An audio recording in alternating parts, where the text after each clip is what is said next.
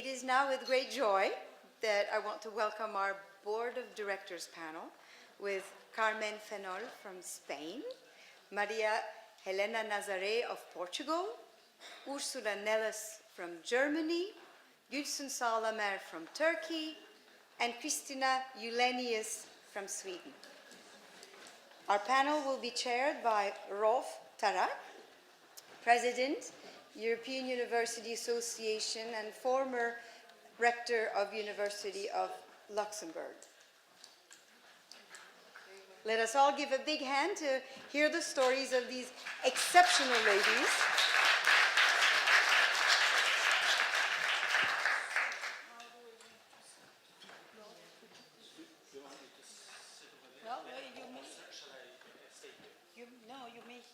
You have a seat. We have a seat. What the president asked me to do. Good.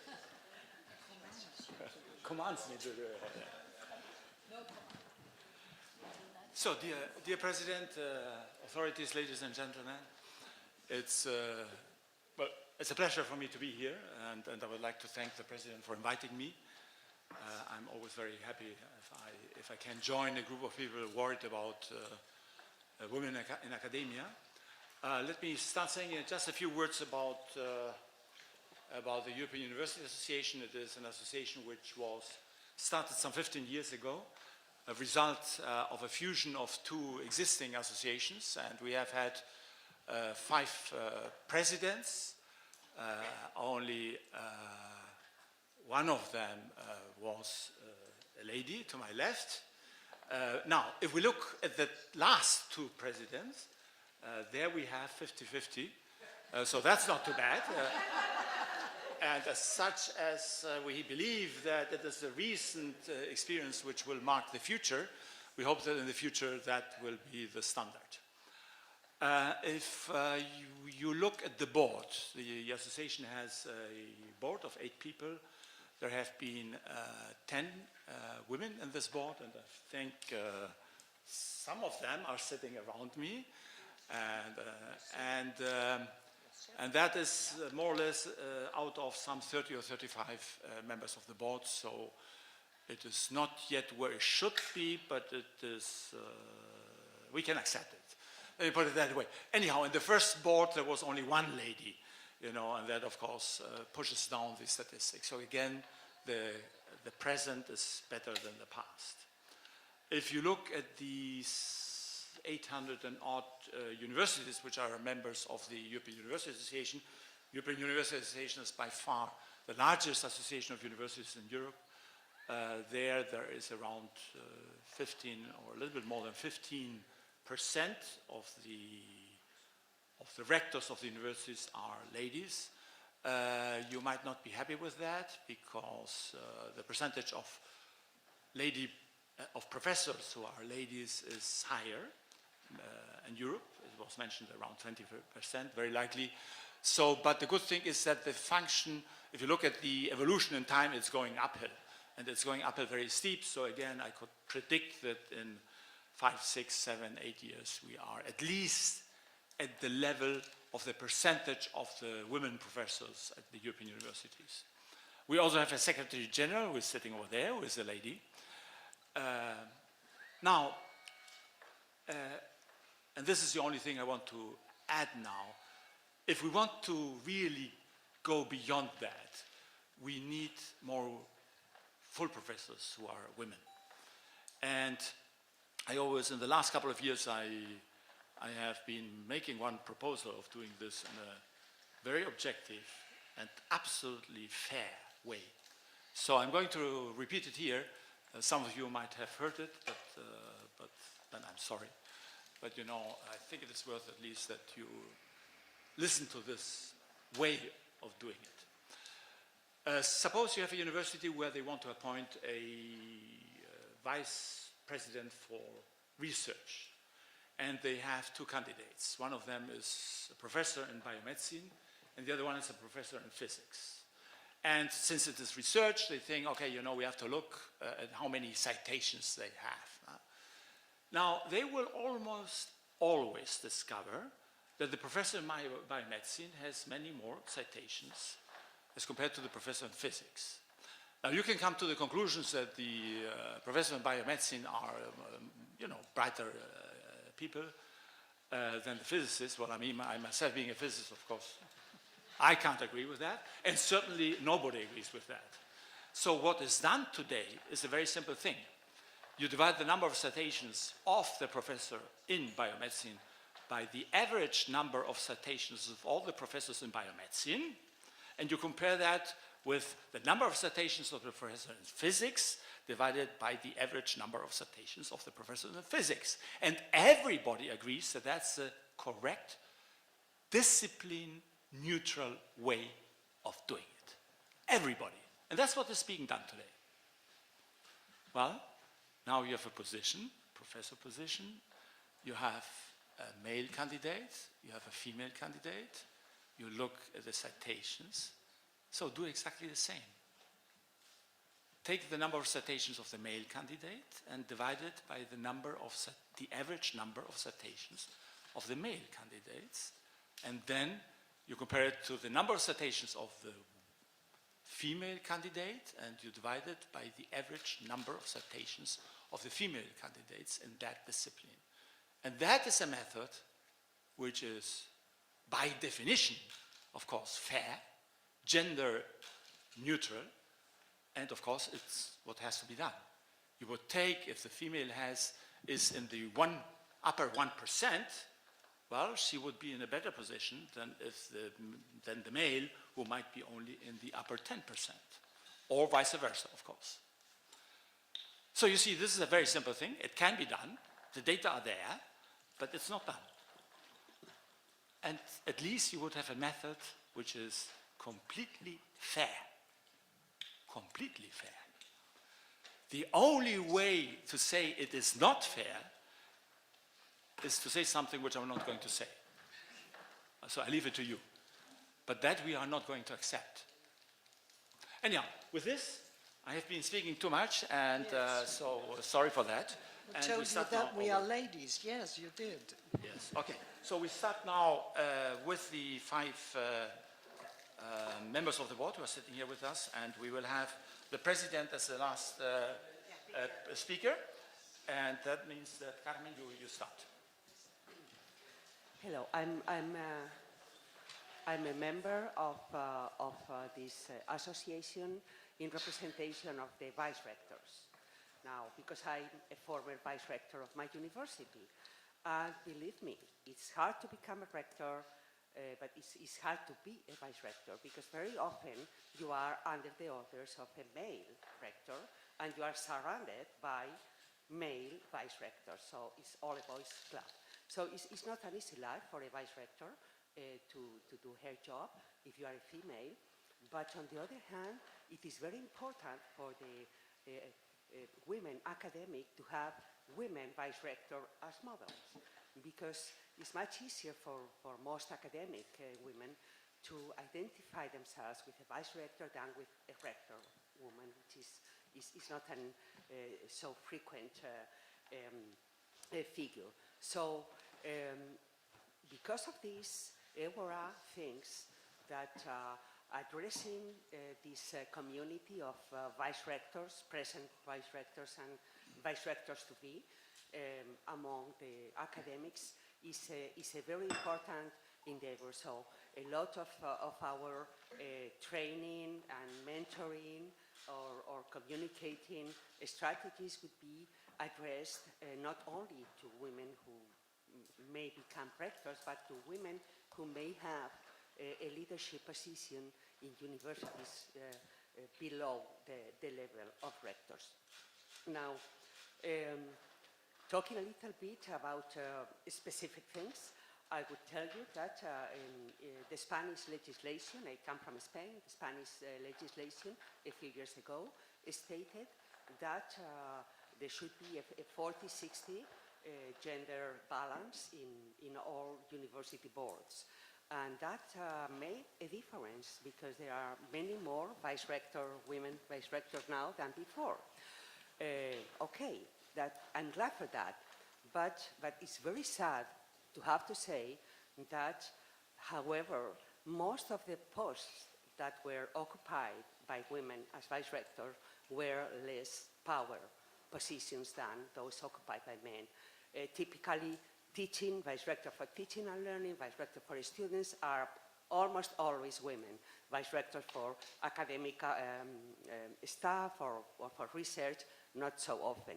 So, what is this telling us? This is telling us that legislation helps, is effective, it functions, but there is a lot more than legislation that needs to be done. It's a change of culture. And with this I finish because we have promised to be very, very brief. EWORA will engage in these two lines of actions: fight for norms and legislation and new actions, but also make noise and pressure for things to happen really. So we hope to do all this with, of course, with the contribution of all of you. Thank you. Thank you, Carmen. Elena, please. Thank you very much, Rolf. And I'm very happy to have heard that you normalized your data before using it. Because that's the usual way of doing. But still, it's nice to know that could be a way forward. With EWORA, what I think we should do and we could achieve. And now I'm going to speak against the current. I have experience as researchers, leaders of groups, university leader, that sometimes it is very difficult to persuade women to come and do a job for us. Many times, what we have to do is to persuade our colleagues to come out of their comfort zone. And so, I think that one of the missions for EWORA is to find a way to fulfill this goal, to encourage women to leave their comfort zone.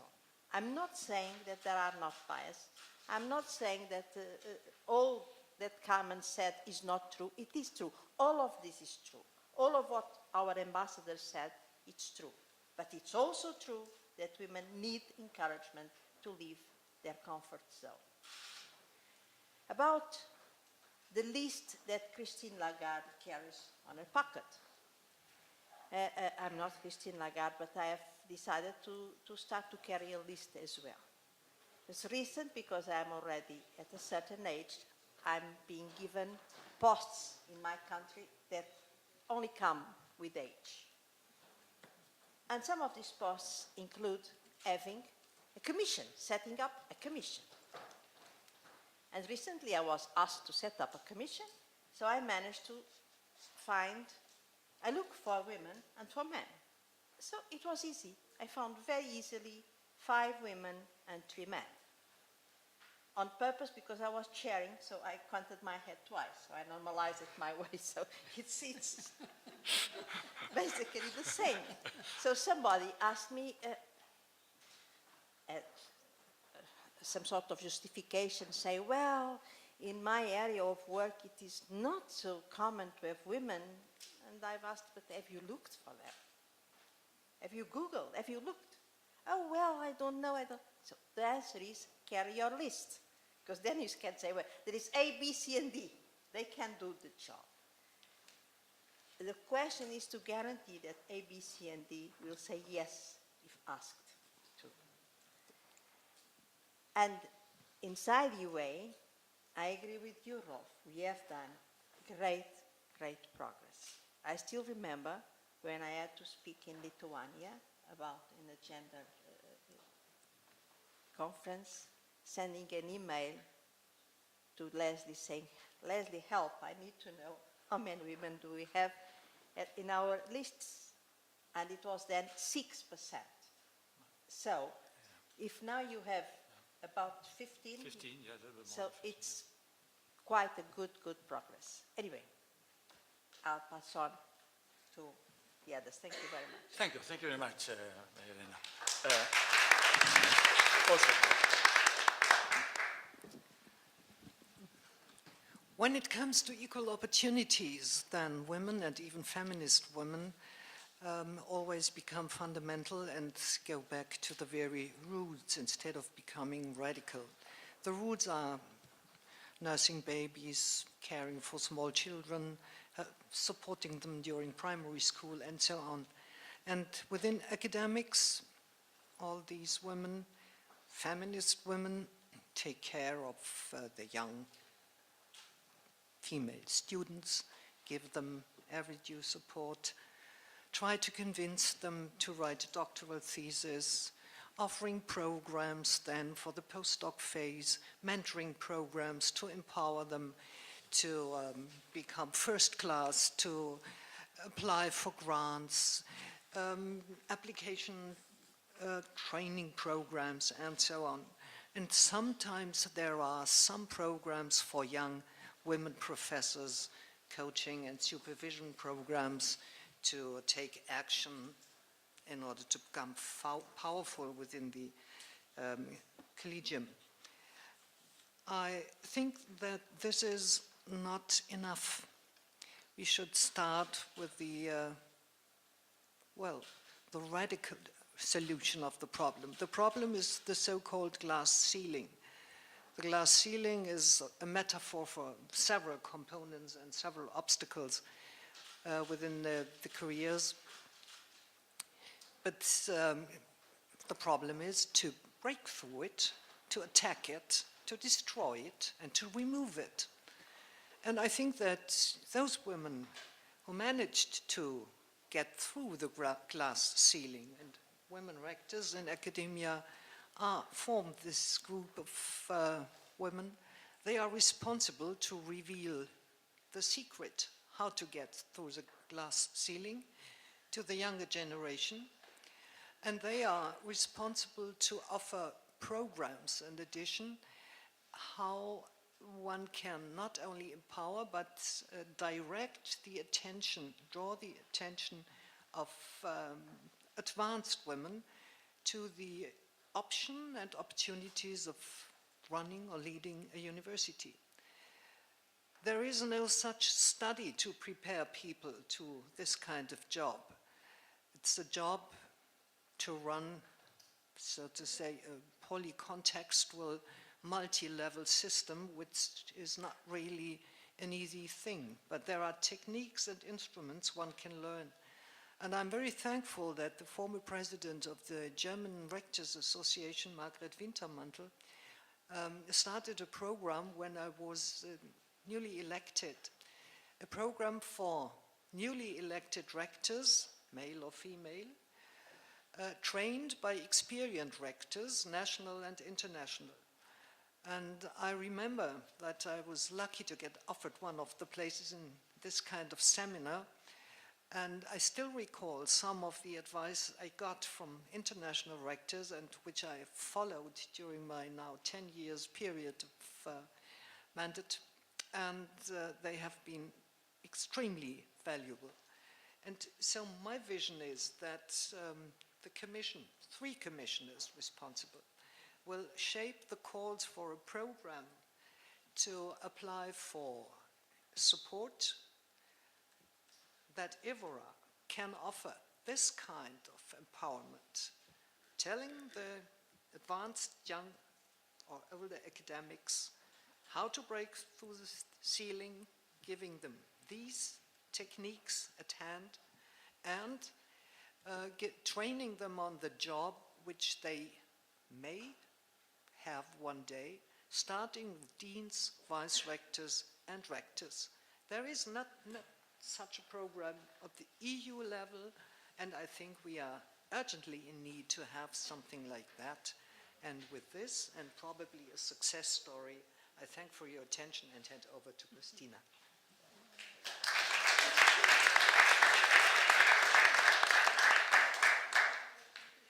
I think I should probably try to borrow that microphone, or I'll be talking to myself.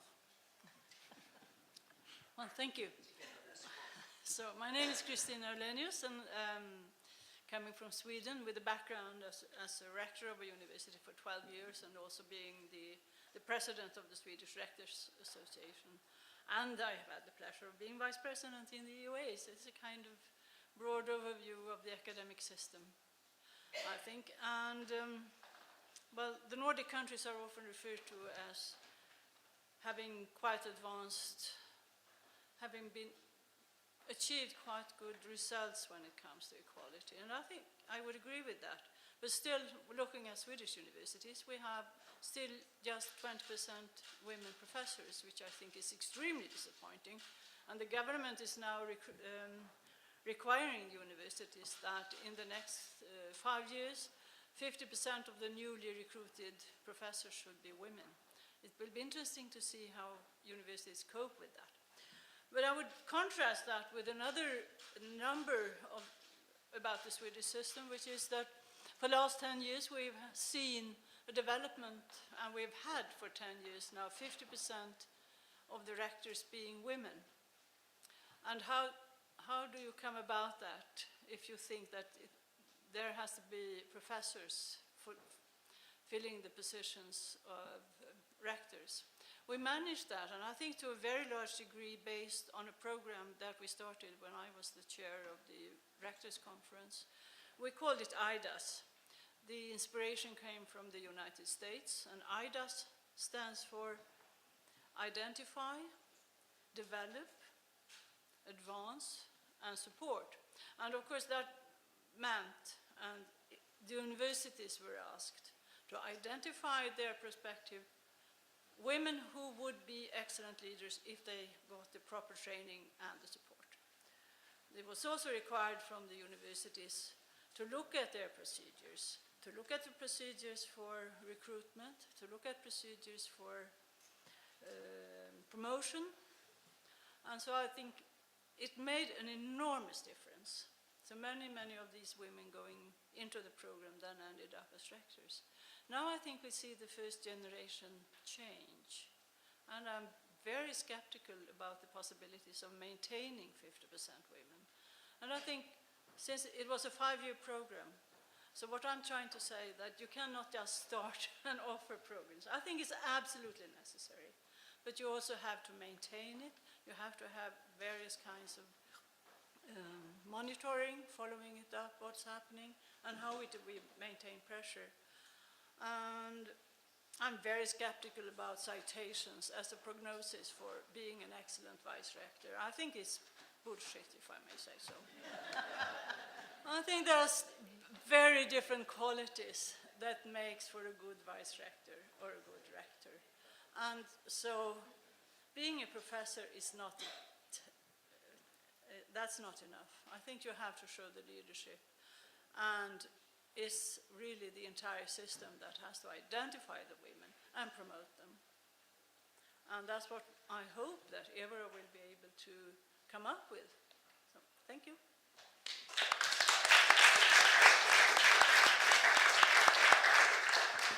So, President, you have the floor.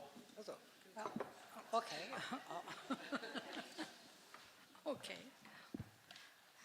As I have already delivered my opening address, I don't have much to say as last words. But as my colleagues gave information about their countries, and our ambassador of Turkey to EU also informed us about the women's rights in Turkey, I would like to share some of the statistics with you before I end my speech. In Turkey, 30% of full professors are female, but unfortunately only 8% of rectors are female. So it's the completely opposite case of Sweden, you know. So because in Sweden they're appointing the rectors, I think. It's not quite, but mixed. But in our case, it's a long process. I don't want to take your time, but to be a rector in Turkey in the present, situation is very difficult for females. As our ambassadors told you, things are changing in Turkey. Although we had very forward-looking women's rights at the beginning of the Republican period, and now we are struggling to preserve our rights in our country. So, but we are doing very well still in terms of having high representation in academia. 42% of the academics are female in Turkey, and in our university, it's a technical university, 35% of full professors are female. So it's a very high percentage, so we're trying to support young female scientists to go further for leadership positions in our university as well. So this, as I mentioned in my opening address, this is a change process. When there is a change, there is a resistance there. So we have to be aware of the nature, of the characteristics of the resistances that we are facing in our institutions, in our countries. We cannot replicate the method or the strategies that was worked in Sweden. We cannot implement them in Turkey because each country has its own mechanism, its own conditions, constraints, so we have to design our own methods and strategies to overcome the difficulties that we are facing in our countries. When we were evaluating universities in EUA, in the institutional evaluation program, we were asking 4 questions to the universities. What the university is trying to do. I converted the questions to our case. What are we trying to do? We are trying to achieve gender equality in our institutions. How are we trying to do it? We are trying to develop policies, strategies for change and making implementation and monitoring the processes. What proves that it works? Then we have to closely monitor and evaluate the achievements and get the feedback mechanisms working. And how are we going to make it sustainable? We have to design continuous improvement processes in order to reach our goals, as our keynote speaker mentioned that we should see it in our lifetime. Things are improving fast. So I think in this process, the last words are, in this process, leadership plays the main role. So the leadership should be taking initiative to make the necessary changes in the institutions. In this change process, it is very important for leadership to understand the relationship between the forces of change and the resistance that leaders observe in their institutions, and to learn from good practices and set suitable strategies for making structural changes to achieve gender equality, and to design integrated but flexible approaches for making structural changes to provide equal opportunities for women and men, and to combine top-down and bottom-up strategies to realize the structural and cultural changes. Our Master of Ceremony said that we realized extensive reform in our universities. I explained to you that when I was elected, I had a question that how I managed to be a rector in such a male-dominated university. So you know the answer. At the end of the process, we realized the reforms. And then I had a question at the end. They asked the journalists, did you have difficulty in implementing reforms in your university? I said, well, I didn't have any difficulty, but the opposition had.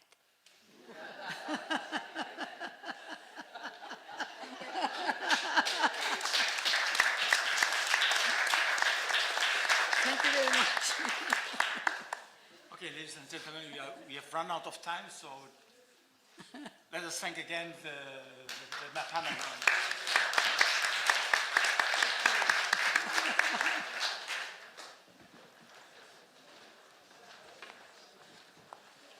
Now you'll get your small presents.